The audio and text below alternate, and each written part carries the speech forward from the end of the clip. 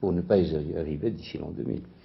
Alors, au-delà des accords de paix, de la diplomatie, de la politique, est-ce que vous croyez que dans le siècle qui va venir, on va trouver les chemins d'une amitié, ou en tout cas d'une bonne entente judéo-arabe? Il le faut, elle est nécessaire. Les traités sur le papier n'ont jamais rien valu. Il n'y a que la cohabitation. Et la cohabitation véritable, rue à rue, maison à maison, qui soit de nature à apporter vraiment cette paix qui doit être celle des cœurs, celle des cultures, celle des habitudes.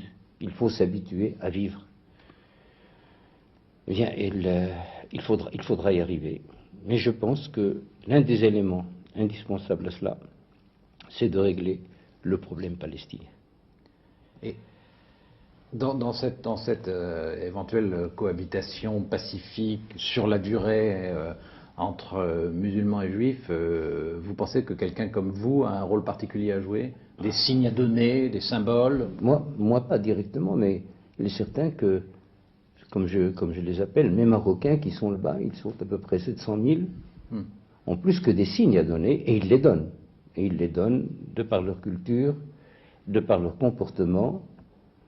Certes, je sais qu'il y en a pas mal qui votent à droite, traditionnellement. Oui.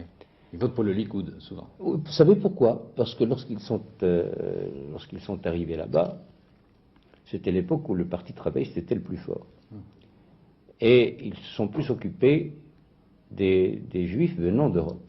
Pour eux, ceux qui venaient d'Afrique du Nord, était tout le monde dans le même sac. Juifs ou musulmans, on avait tous la même note. Le QI était assez bas. Et ils les ont délaissés. Et par tradition, ils ont voté comme ça. Mais je suis sûr qu'ils ont dû comprendre. Entre-temps, ils viennent souvent ici, ils nous entendent parler. Enfin, je n'ai pas à intervenir dans une campagne électorale.